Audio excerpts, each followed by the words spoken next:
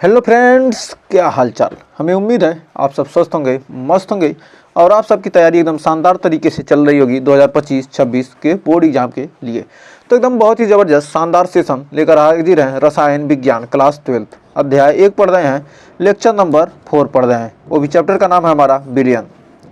UP board के हैं, Bihar board के हैं, एमपी बोर्ड के हैं या राजस्थान बोर्ड के हैं या किसी अन्य बोर्ड के हैं, जहाँ पर एनसीईआरटी चलता है वहाँ पर ये सेशन बहुत ही शानदार होने वाला है और हमारा टारगेट है 95+। आज हम पढ़ने वाले हैं राउल्ट का नियम, आदर्श तथा अनादर्श विलयन के बारे में एकदम डिटेल के साथ। राउल्ट के नियम के बारे में मैंने पिछले वीडियो में कुछ चर्चा किया था और आज बाकी जो चर्चा है उसको कंटिन्यू करने वाले हैं। तो आपको मैथ का लेक्चर कब से चाहिए, मैथ क्लास 12 का मैथ आपको कब से चाहिए, आप कमेंट में हमें जरूर बताएं कि इस डेट से मैथ भी शुरू कर दीजिए, तो हम शुरू कर देने वाले हैं। तो एकदम शानदार तरीके से आपको यदि डाउट सेशन चाहिए कि डाउट ग्रुप बना दीजिए सर, तो हम टेलीग्राम पर डाउट ग्रुप भी बना देंगे, वो भी फ्री ऑफ कास्ट। आपको सब कुछ फ्री मिलने वाला है यहाँ पर। वहाँ पर पीडीएफ भी बोलेंगे, पीडीएफ भी मिल जाएगा, तो कोई दिक्कत नहीं है। तो आइए शुरुआत करते हैं सेशन की शानदार तरीके से। तो हमने होमवर्क में दिया था 40 ग्राम NaOH को 500 मिली बिलियन में घोला गया तो बिलियन की मोलरता क्या होगी। तो मोलरता का फार्मूला क्या पढ़ा था हमने, मोलरता का फार्मूला, मोलरता का फार्मूला था WA गुणे 1000 बटे MA गुणे कितना भी, तो MA गुणे भी।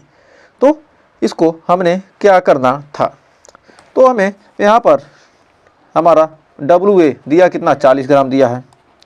WA 40 ग्राम गुणे 1000 और हमारा अणुभार NaOH का अणुभार होता है सोडियम 23, ऑक्सीजन 16 और हाइड्रोजन 1, यानी 23 + 16 + 1 कितना हो जाएगा, हमारा हो जाएगा 16 3 29, 23 16 39 1 40, यानी हो जाएगा हमारा अणुभार 40 गुणे हमारा आयतन कितना है 500 मिली।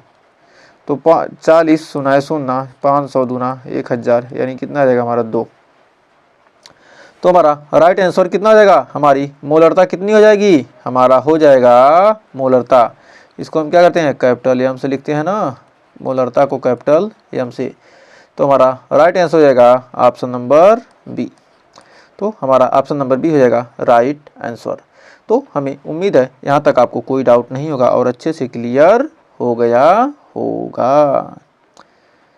तो बढ़ते हैं आगे। एक और होमवर्क में दिया था चीनी पदार्थ है, कैसा पदार्थ है चीनी। चीनी वाष्पशील है, अवाष्पशील है या दोनों या इनमें से कोई नहीं। तो चीनी कैसा है, तो चीनी हमारा है क्या, हमारा चीनी है अवाष्पशील। क्या करता है, वाष्प नहीं बनाता है। चीनी क्या करता है, वाष्प नहीं बनाता है, या कह सकते हैं इसको इंग्लिश में कहते हैं क्या, non volatile, non volatile, non OLETILE, non volatile यानी क्या है, अवाष्पशील है। तो हमें उम्मीद है यहाँ तक आपको कोई डाउट नहीं होगा। तो आइए बढ़ते हैं आगे। अब राउल्ट के नियम के बारे में आइए आगे चर्चा करते हैं। तो राउल्ट का नियम, राउल्ट ने कितने नियम बताए थे, राउल्ट के कितने थे, 2 नियम थे। पहला था वाष्पशील पदार्थों के आंशिक दाबों का योग उसके कुल वाष्प दाब के क्या होता है, बराबर होता है। तुमने पहला पढ़ा था कि वाष्पशील पदार्थों, वाष्पशील पदार्थों, वाष्पशील, वाष्पशील यानी क्या, जो वाष्प बना सके, वाष्पशील पदार्थों के, वाष्पशील पदार्थों के आंशिक वाष्प दाब के, आंशिक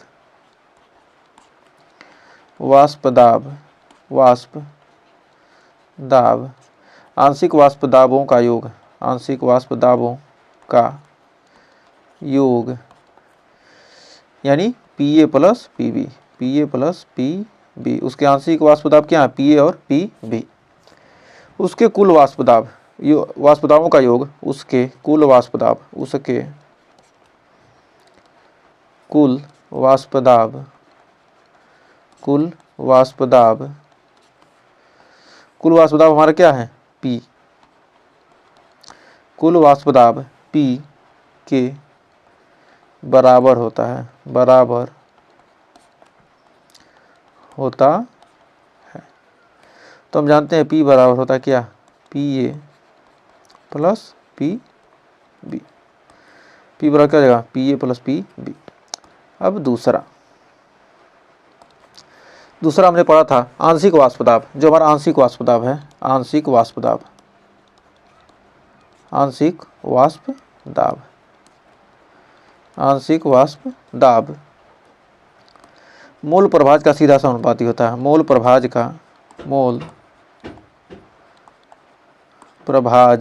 का सीधा क्या होता है, समानुपाती होता है। मोल प्रभाज का सीधा समानुपाती होता है, समानुपाती होता है। जो आंशिक वाष्प दाब है मूल प्रभाज का क्या सीधा समानुपाती होता है। तो हम जानते हैं क्या, पी ए प्रोपोर्शनल टू होता है क्या, एक्स ए, या लिख सकते हैं पी ए बराबर हो जाएगा कितना, पी ए नॉट एक्स ए। हमारा क्या है, पी ए, जहाँ पर पी ए हमारा क्या है, शुद्ध अवस्था में वाष्प दाब है। अब हमने दो तरह के पढ़े हैं, तो आइए आगे बढ़ते हैं। तो हमारा P बराबर हमने पढ़ा क्या, P A naught x A plus P B naught x B, या P बराबर P B naught into 1 minus x A. जब इसमें यह कब लागू होता है, जब दोनों वाष्पशील हों, जब क्या हो, दोनों वाष्पशील हों। यह तब यूज करेंगे इसका जब दोनों क्या हो, जब दोनों वाष्पशील हों, दोनों वाष्पशील हों। जब दोनों वाष्पशील हों तो आंशिक वाष्प दाब मूल प्रभाज के क्या था, सीधा समानुपाती। इसी फार्मूले से ये हमारा क्या किया गया है, इन दोनों को मिक्स करके इस फार्मूले का उत्पत्ति की गई है। जब दोनों क्या हो, वाष्पशील हों। अब दूसरे में जब एक अवाष्पशील व दूसरा वाष्पशील हो, जब ये हमारा है, जब एक क्या हो, अवाष्पशील, अवाष्पशील व दूसरा क्या हो, वाष्पशील, दूसरा वाष्पशील हो। एक अवाष्पशील हो और दूसरा क्या हो, वाष्पशील हो। तब जब एक क्या हो, अवाष्पशील हो और दूसरा क्या हो, दूसरा वाष्पशील हो। क्यों नहीं बन रहा है, वाष्पशील हो, दूसरा वाष्पशील हो। एक अवाष्पशील हो दूसरा वाष्पशील हो, तब P बराबर P naught B into 1 minus x ए। तो यहाँ पर हमारा लिख सकते हैं P बराबर लिख सकते हैं क्या, P A naught x A plus P naught B 1 minus x A. ये फार्मूला भी हम क्या कहते हैं, यदि एक्स दिया तो ये यूज कर सकते हैं। या यहाँ पर हमारा P बराबर हो जाएगा पी बी नाट माइनस पी बी नाट एक्स ए। यदि हमको क्या करना है, पी बी नाट का मान निकालना है, तो पी बी नाट हमें निकालना है, तो पी बी नाट बराबर हो जाएगा P minus P plus P B naught x A. या हमको क्या करना है, एक्स ए का मान निकालते हैं, सॉरी इसको इधर लाते हैं, तो हमारा हो जाएगा पी बी नाट एक्स ए बराबर हमारा हो जाएगा पी बी नाट माइनस पी बी नाट माइनस पी। तो हमारा पी बी नाट कितना है, पी बी नाट माइनस पी बी नाट माइनस पी बटे हमारा कितना आ जाएगा, पी बी नाट हमारा हो जाएगा कितना, बटे पी बी नाट। अब यहाँ पर हमारा क्या है, पी बी नाट एक्स ए। अब यहाँ पर हमारा एक्स ए बराबर हो जाएगा पी बी नाट माइनस पी बटे पी बी नाट। हमारा क्या हो जाएगा, ये हमारा हो जाएगा। तो हम क्या करें, इसको ला रहे हैं यहाँ पर, इसको ला रहे हैं क्या यहाँ पर, और इसको ले जा रहे हैं यहाँ पर। तो हमारा ये टोटल को क्या कर रहे हैं, हम यहाँ पर लाए और इस टोटल को ले गए वहाँ पर। बस इतना ही हेर फेर किया गया है। अब आइए क्वेश्चन कैसे आपके एग्जाम में पूछेगा। तो क्वेश्चन आप कर लेंगे तो आपको कोई टेंशन लेने की ज़रूरत रहेगी नहीं एग्जाम में। तो आगे कह रहा 350 केल्विन पर शुद्ध तरल पदार्थ ए और बी का वाष्प दाब क्रमशः इतना है। दोनों के यहाँ वाष्पशील हैं, तभी तो दोनों के वाष्प दाब दिए हैं, पीए और पीबी दे दिया है, पीए और पीबी, पीए व पीबी इतने mmHg हैं। यदि कुल वाष्प दाब 600 mmHg हो तो है तो मिश्रण के मोल प्रभाज ज्ञात कीजिए। तो आइए इसका हल निकालते हैं। तो इसका हल देखेंगे तो हमारा PA0 हमारा क्या है, कुल वाष्प दाब PA0 और PB0 है। एक सेकेंड, हमारे क्या कुल वाष्प दाब हमारा क्या PA0 कर शुद्ध अवस्था में वाष्प दाब हमारा PA0 और PB0 होता है ना, तो शुद्ध अवस्था में क्या हमारा PA0 है, हमारा कितना दिया 450 mmHg और हमारा PB0 शुद्ध अवस्था में कितना है 700 mmHg 700 mmHg। अब 700 mmHg है। अब कर आप कुल वाष्प दाब यानी P दे दिया है, कुल वाष्प दाब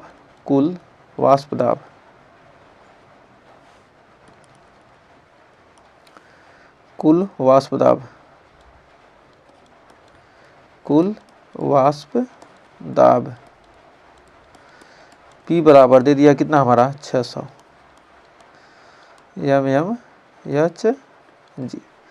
अब हमारा पूछ रहा क्या घोल यक्ष से मोल प्रभाज यक्ष से और यक्ष बी पूछ रहा है। ये हमारा क्वेश्चन कहाँ से लिया गया है, NCERT से। तो अब यहाँ तक, अब इसके आगे आइए देखते हैं। अब इसके आगे हमारा P बराबर होता है कितना PA0 इंटू यक्स ए प्लस हो जाए कितना plus PB0 X 1 minus X A 1 minus X A. हमें यक्स ए का मान निकालना है। तो अब यहाँ पर हमारा P का मान कितना है 600, PA0 का मान कितना है 450 और हमें यक्स ए का मान निकालना है 50 यक्स ए प्लस PB0 का मान कितना है 700 1 माइनस यक्स ए तो हमारा 450 यक्स ए प्लस 700 माइनस 700 यक्स ए। 450 में से 700 गया, कितना बच गया, और ये हमारा कितना है 600 को इधर लाते हैं और 450 और 700 को इधर ले जाते हैं, इसको उधर इसको ले जाएंगे उधर। तो हमारा 700 यक्स ए माइनस 450 यक्स ए बराबर 700 माइनस 600। 700 में से 450 गया तो कितना बच गया 250 यक्स ए 250 यक्स ए बराबर हमारा आ गया 100। तो हमारा यक्स ए बराबर हमारा कितना है 250 यक्स ए बराबर 100 है। तो हमारा यक्स ए बराबर 100 बाई 250 यहाँ से कट गया, यानी आ गया कितना 0.4। तो यक्स ए का मान हमारा कितना आ गया 0.4 आ गया। अब यक्स बी का मान निकालेंगे तो 1 माइनस यक्स ए यानी 1 माइनस 0.4 यानी हो जाएगा यक्स बी बराबर 0.6। ये तो क्या था, ये तो कैलकुलेशन है, आप कैलकुलेशन तो कर ही सकते हैं। तो यहाँ तक हमें कोई डाउट नहीं होना चाहिए, उम्मीद है। तो हमारे मूल प्रभाज के मान हमने क्या किया, ज्ञात कर लिया। तो यहाँ तक अगर कोई डाउट ना हो तो कमेंट में जल्दी से एक प्यारा सा स्माइली भेज दीजिए। तो बढ़ते हैं आगे। एक और शानदार क्वेश्चन कह रहा यूरिया के जलीय विलयन का मूल प्रभाज। यूरिया है उसके जलीय विलयन का मूल प्रभाज यक्ष इतना है। यदि जल का आंशिक वाष्प दाब इतना है तो कुल वाष्प दाब की गणना कीजिए। अब यहाँ पर टोटल वाष्प दाब की गणना किया है, तो यूरिया को मानते हैं ए, इसका जलीय विलयन यानी हमारा हो गया जल बी। यूरिया हमारा क्या ठोस है, यूरिया हमारा क्या ठोस है, यूरिया हमारा क्या ठोस, जब ठोस है तो क्या आ जाएगा अवाष्पशील, अवाष्पशील। जल हमारा क्या है, और ये क्वेश्चन आपके 3 नंबर में पूछा जाता है, 3 नंबर में। और हमारा वाष्प दाब दिया क्या, आंशिक वाष्प दाब, जल का आंशिक वाष्प दाब यानी PV0, हमारा PV0 दे दिया है। अब आइए इसका हल देखते, इसका सॉल्यूशन देखते हैं। तो हमारा होता है क्या, ये आपको क्या पूछ रहा है, x से दिया है जल का आंशिक वाष्प दाब दिया है, तो कुल वाष्प दाब यानी P बराबर पूछ रहा है। तो हम जानते हैं PV0 माइनस P बटे हमारा होता है PV0 इक्वल टू XA। अब इस फार्मूले का यूज करेंगे और आसानी से क्वेश्चन का सॉल्यूशन कर देंगे। तो PV0 12.8 माइनस P पूछ रहा है बटे 12.8 और XA का मान 0.4 है। अब आइए आगे देखते हैं होता है क्या, 12.8 गुणे करें 12.8 माइनस P बराबर 12.8 गुणे 0.4। अब गुणा करेंगे 12.8 माइनस P, 12.8 8 चौक 32 को 2, 12 चौक 48 3 51 यानी हो गया 5.12। अब 12.8 उधर जाएगा, P को ले जाते हैं उधर और इधर लाते हैं इसको, हमारा P बराबर हो जाएगा 12.8, P को लाएंगे उधर, इसको लाएंगे इधर, तो P बराबर हो जाएगा 12.8 माइनस 5.12। तो हमारा ये क्या 80 में से 12 जाएगा तो कितना बचेगा, 80 में से 12 जाएगा तो बचेगा 68 और 12 में से 5 जाएगा 7, 7.68। हमारा 7.68 हमारा कितना जाएगा, आंसर आ जाएगा 7.68। हमारा क्या आएगा किलो पास्कल, हमारा क्या हो जाएगा दाब, हमारा क्या यही हमारा आंसर आ जाएगा। तो हमें उम्मीद है यहाँ तक कोई डाउट नहीं होगा। और यहाँ पर क्या दिया, जो वाष्प दाब क्या दिया, यहाँ किलो पास्कल में दिया, तो हमारा किलो पास्कल में ही आएगा। तो हमारा किलो पास्कल इतना दाब हो गया। तो यहाँ पर ये दाब का मात्रक क्या है, दाब का मात्रक यहाँ पर दाब का मात्रक है क्या, किलो पास्कल, किलो पास्कल। तो यहाँ पर किलो पास्कल में क्या दिया है, दाब दिया था, तो किलो पास्कल हमारा हो गया। तो हमें उम्मीद है यहाँ तक आपको कोई डाउट नहीं होगा। जब एक क्या हो अवाष्पशील हो तब इसका यूज करते हैं। तो भाई बढ़ते हैं आगे। अब कह रहा 60 ग्राम यूरिया को 180 ग्राम जल में घोल दिया गया। 60 ग्राम यूरिया है, उसको 180 ग्राम जल में घोल दिया गया। यदि जल का आंशिक वाष्प दाब इतना है तो कुल वाष्प दाब की गणना कीजिए। अब जल का वांशिक वाष्प दाब इतना है तो कुल वाष्प दाब की गणना करनी है। तो हमें क्या करना है, यहाँ पर P का मान पूछ रहा है और आंशिक वाष्प दाब यानी PV0 दे दिया है, और हमारा यूरिया A है और जल हमारा क्या है B है। तो कम से कम XA का मान हमें ज्ञात करना है। तो XA का मान हम निकालने के लिए क्या करेंगे, हम यूरिया और जल की क्या पहले क्या करेंगे, हम अणुभार और भार से हम क्या करेंगे, इसके मोलों की संख्या निकालेंगे। मोलों की संख्या से हम क्या करेंगे, मोल प्रभाज निकालेंगे। तो आइए देखते हैं। हमारा यूरिया है NH2 CONH2, हमारा A क्या है, यूरिया हमारा A है और हमारा जल क्या है H2O, हमारा क्या है B है। अब यहाँ पर हमारा यूरिया का WA कितना दिया है, हमारा 60 ग्राम, और यहाँ पर जल का WB कितना दिया 180 ग्राम। तो हमारा यूरिया का अणुभार होता है कितना 60 MA। अणुभार होता है यूरिया का अणुभार कितना है हमारा है 60।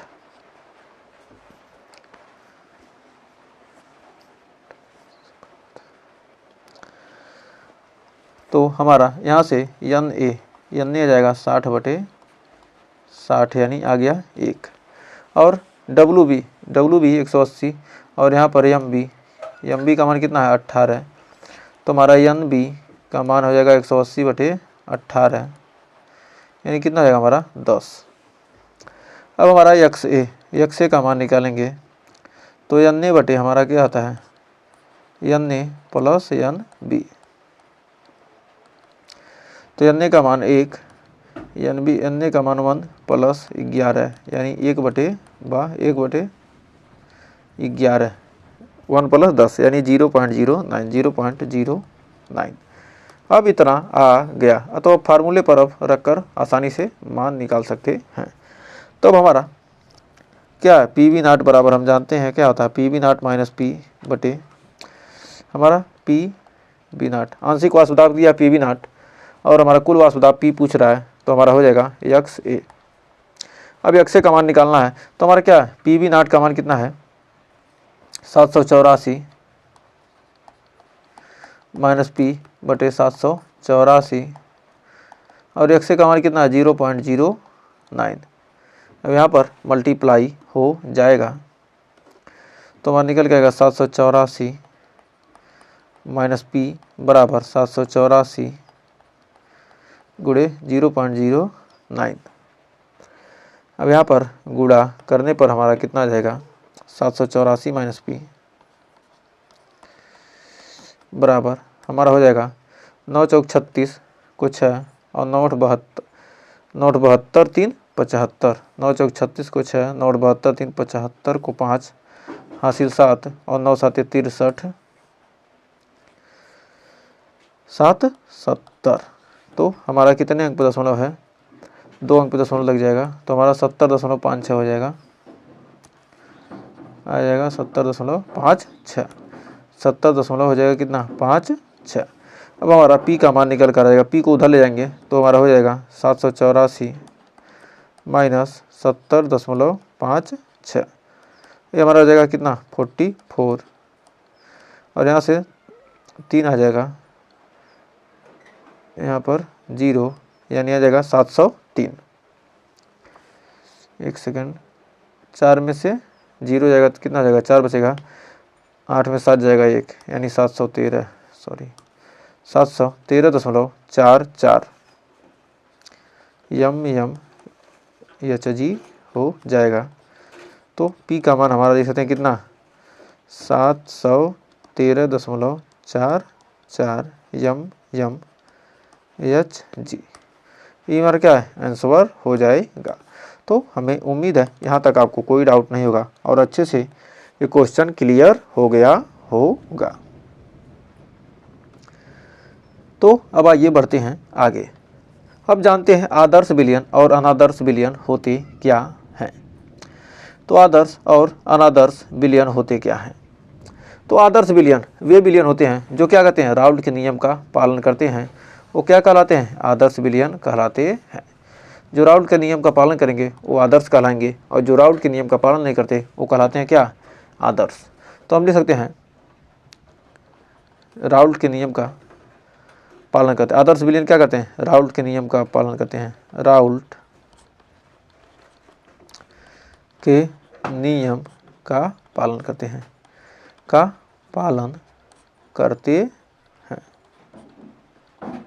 राउल्ट के नियम क्या कहते हैं पालन करते हैं।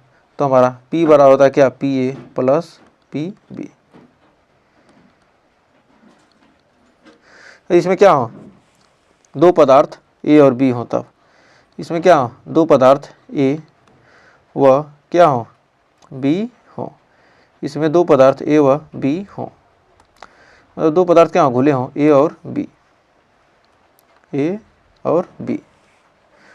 हमारा क्या पदार्थ A है पदार्थ B पदार्थ A का तापमान है पदार्थ B का पदार्थ बी, यानी इनका दबाव दाब क्या होगा P A plus P b.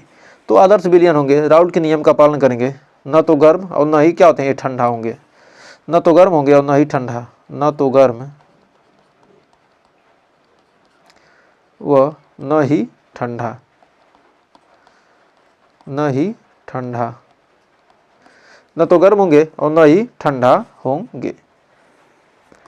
अब अनादर्श विलयन के लिए एक दो पॉइंट देखते हैं। राउल्ट के नियम का पालन नहीं करते, राउल्ट के नियम का पालन नहीं करते, राउल्ट के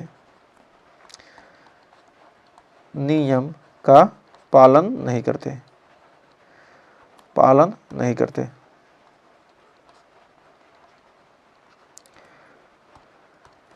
पालन नहीं करते। जो राउल्ट के नियम का पालन नहीं करते वे अनादर्श विलयन होते हैं। इनका कुल वाष्प दाब पी ए प्लस पी बी के बराबर नहीं होता। इनका कुल वाष्प दाब क्या होता है पी ए प्लस पी बी के बराबर नहीं होता है। इसमें दो पदार्थ हैं ए व बी, पदार्थ ए है और पदार्थ बी है। तो पदार्थ या तो गर्म बनाएगा या तो ठंडा, ये या तो गर्म बनेगा विलयन या तो ठंडा या तो गर्म। जब पी और पी बराबर नहीं होंगे कभी अधिक हो जाएगा, पी ए प्लस पी बी का मान क्या कभी अधिक हो जाएगा और कभी कम हो जाएगा। अधिक हो जाएगा तो क्या हो जाएगा हमारा गर्म हो जाएगा, या तो गर्म या ठंडा, कभी गर्म हो जाएगा और कभी ठंडा हो जाएगा। और जो हमारे आदर्श विलयन होते हैं वह ए व बी पदार्थ की संरचना लिख सकते हैं, ए व बी पदार्थ की संरचना व गुण लगभग समान होते हैं। इसमें जो ए और बी होंगे दोनों के ए व बी पदार्थ के संरचना, पदार्थ की संरचना व गुण लगभग ए व बी पदार्थ की संरचना व गुण लगभग क्या होते हैं समान होते हैं, लगभग क्या होते हैं समान होते हैं, समान होते हैं। ए व बी की पदार्थ की संरचना व गुण क्या होते हैं लगभग समान होते हैं। इसमें ए व बी के पदार्थ की संरचना व गुण अलग अलग होते हैं। इसमें ए व बी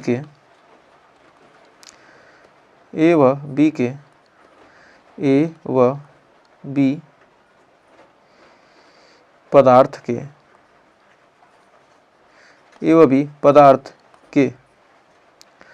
संरचना व गुण क्या होते हैं अलग होते हैं, संरचना व गुण अलग होते हैं।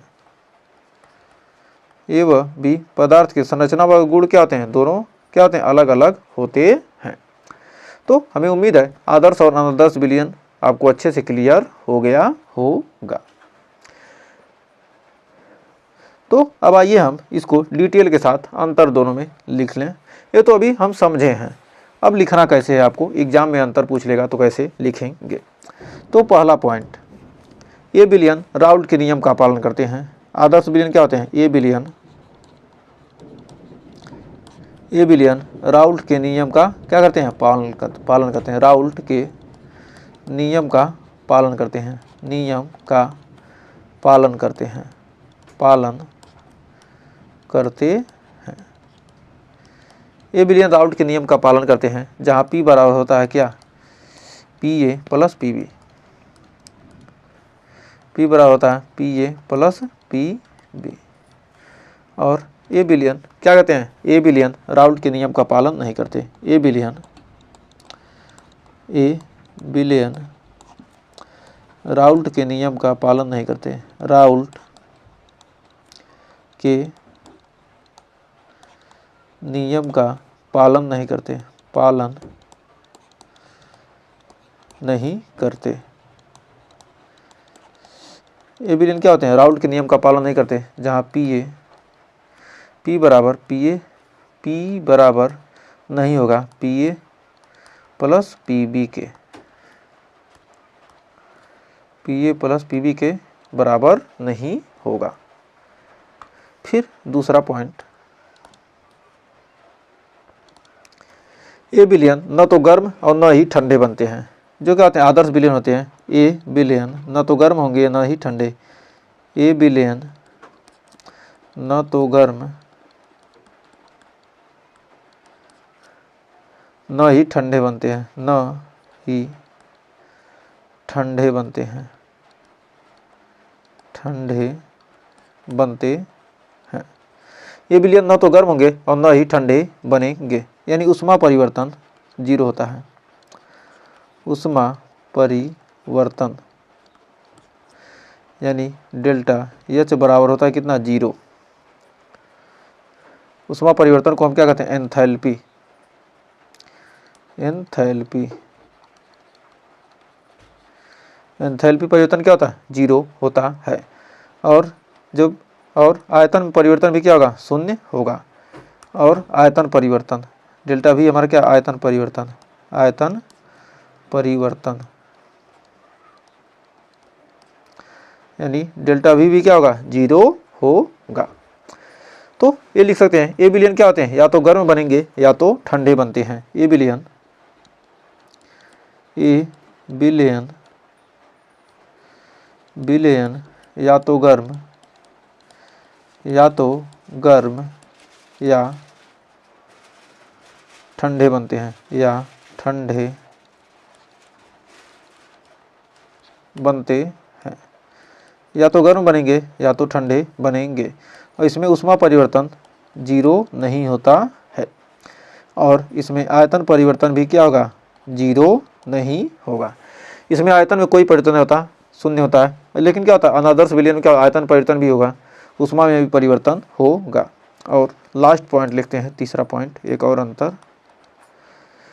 इस विलयन को बनाने के लिए पदार्थ ए व बी की संरचना व गुण लगभग क्या होने चाहिए, समान होने चाहिए।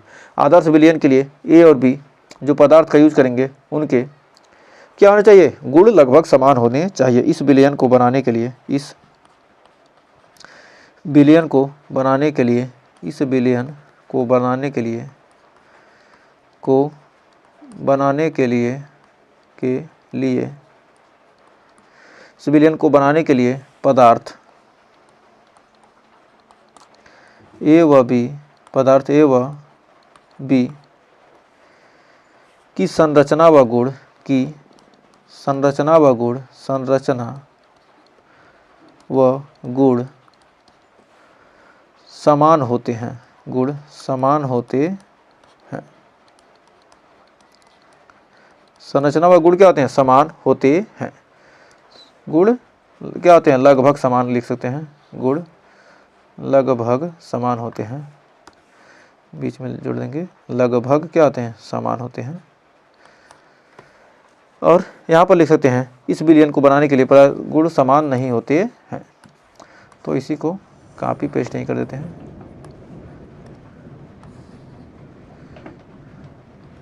गुण लगभग समान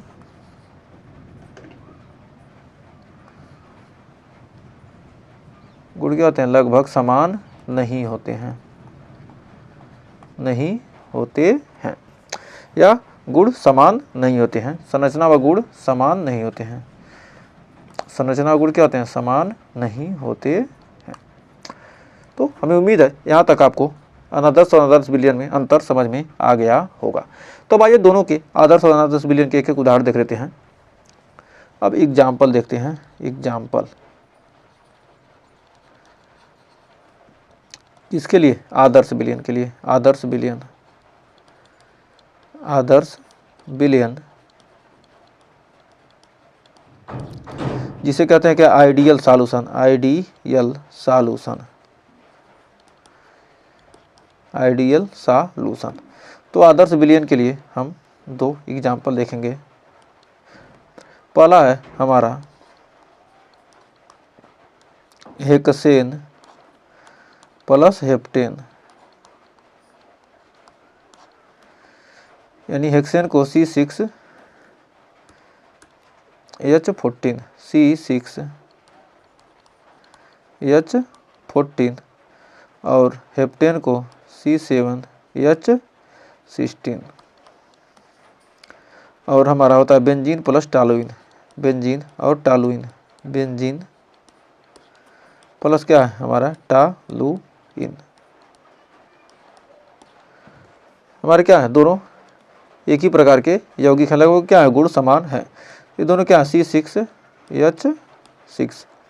बेंजीन और टॉलुइन की क्या है लगभग फार्मूले क्या है हमारे समान है, C6C5CH3। अब हम अनादर्श विलयन के लिए उदाहरण देख लेते हैं, एग्जाम्पल। किसके लिए? अनादर्श विलयन, अनादर्श विलयन लिखेंगे non ideal solution, non ideal solution.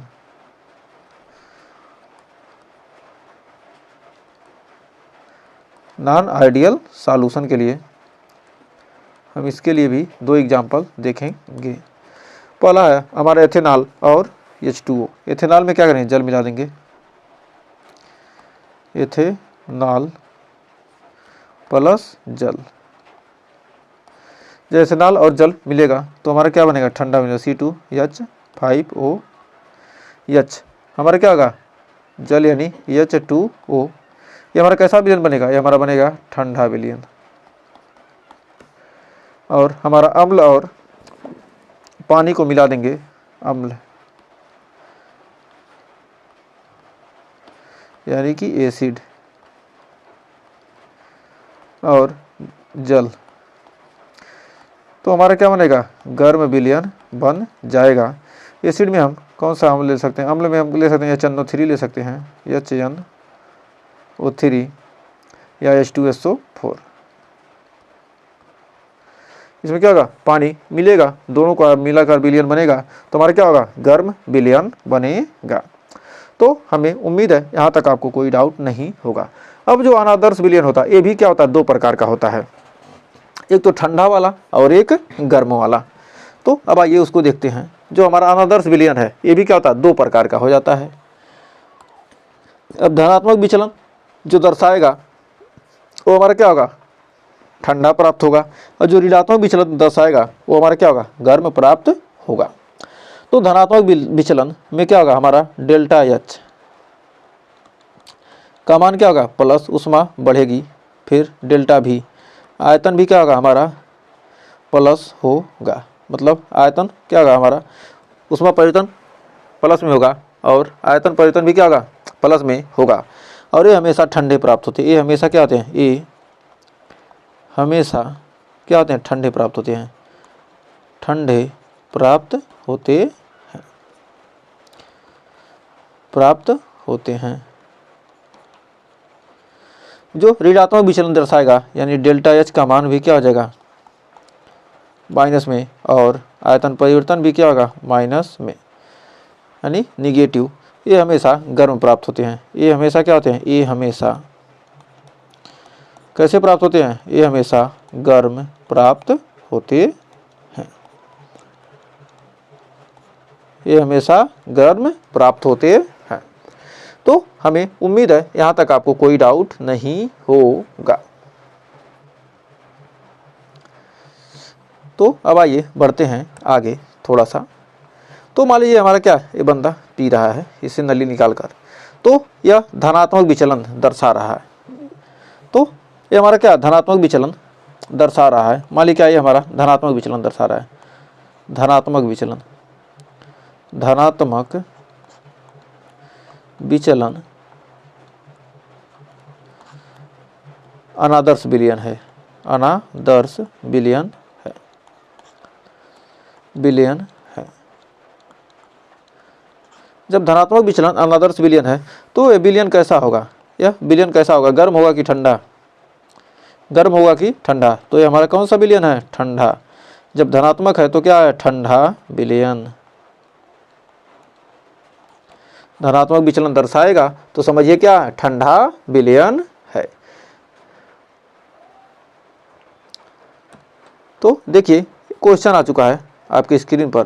Question कह रहा है कि अम्ल व जल, अम्ल और जल को आपस में क्या करते हैं, मिला देने पर। अम्ल और जल को मिलाने पर विलयन को कौन सा विलयन कहा जाएगा? तो अम्ल और जल मिलेगा तो कैसा बनेगा? अम्ल में जल मिलाएंगे तो हमारा ये बनेगा कैसा विलयन? गर्म बनेगा। अब गर्म विलयन प्राप्त होगा तो गर्म विलयन हमारा कैसा विचलन दर्शाता है? हमारा गर्म विलयन हमारा डेल्टा एच भी क्या होगा? माइनस, और डेल्टा भी क्या होगा? माइनस। तो ऋणात्मक विचलन अनादर्श विलयन हो जाएगा। ऑप्शन नंबर बी हो जाएगा हमारा सही। तो उम्मीद है यहाँ तक आपको कोई डाउट नहीं होगा। तो आप ऑब्जेक्टिव में 1 नंबर प्राप्त कर चुके हैं। बस इतने से ही ऐसे आपके एग्जाम में क्वेश्चन पूछा जाएगा। तो आइए बढ़ते हैं आगे। तो अब आपके लिए होमवर्क है, यदि चीनी को जल में घोला जाए तो राउल्ट के नियम के आधार पर कौन सा सूत्र सही होगा? ए होगा कि ए होगा कि ए होगा कि ए होगा? कौन सा सही होगा? इसको कमेंट में हमें जरूर बताइएगा, कमेंट में। यदि आपको डाउट ग्रुप चाहिए तो डाउट ग्रुप आपके लिए जल्द ही बना दिया जाएगा। आप कमेंट कीजिएगा, डाउट ग्रुप भी बनकर तैयार हो जाएगा। तो एक और है, 2 पदार्थों को मिलाने से गर्म विलयन बनता है। 2 पदार्थों को मिला दिए तो कौन सा विलयन बन गया? गर्म विलयन बनता है। तो विलयन कैसा होगा? धनात्मक वाला होगा, ऋणात्मक वाला होगा कि आदर्श होगा कि इनमें से कोई नहीं होगा? इसका भी आंसर हमें कहाँ चाहिए? कमेंट बॉक्स में, और नेक्स्ट क्लास में हम इसका आंसर भी बताएंगे। तो यदि ये वीडियो को आपने देखा है लास्ट तक, आपका बहुत बहुत धन्यवाद। यदि सेशन अच्छा लगा तो सेशन को लाइक कीजिएगा, शेयर कीजिएगा, लाइक कीजिएगा, शेयर कीजिएगा, और चैनल को अभी तक सब्सक्राइब नहीं किया है तो सब्सक्राइब करके बेल आइकन को प्रेस कर दीजिए, क्योंकि आपको 9 to 12 के सब्जेक्ट पढ़ाए जाते हैं। आपके घर में कोई बच्चे हों 10th में एग्ज़ाम की तैयारी करना है तो उनको ज़रूर इस चैनल को सब्सक्राइब करवा दिए, क्योंकि फ्री ऑफ कास्ट आपको सब कुछ यहाँ मिलता है। आपको फ्री ऑफ कास्ट में आप पिछले साल की वीडियो को देख लीजिए, जो भी हमने पढ़ाया था वही आपके एग्ज़ाम में छपा था। तो कम से कम आपको इतना तो यकीन वहाँ से देख कर कीजिए, हमारे कहने पर मत जाइए। आप प्रूफ देख लीजिए, प्रूफ को भी हमने अपलोड किया था कम्युनिटी बॉक्स में, तो वहाँ से भी प्रूफ देख सकते हैं। और आपके पास क्वेश्चन पेपर हो किसी का, दोस्त का, तो वहाँ से मिला लीजिए, सारे पढ़ाए हुए क्वेश्चन आए थे। तो यहाँ तक सेशन अच्छा लगा तो सेशन को लाइक कीजिए, शेयर कीजिए, अभी तक सब्सक्राइब किया तो सब्सक्राइब कर लीजिए। तो मिलेंगे नेक्स्ट वीडियो में। और आपको मैथ की क्लास कब से चाहिए हमें कमेंट में ज़रूर बताइएगा, उस डेट से हम मैथ की क्लास शुरू कर देंगे। तो मिलते हैं नेक्स्ट वीडियो, तब तक के लिए टेक केयर।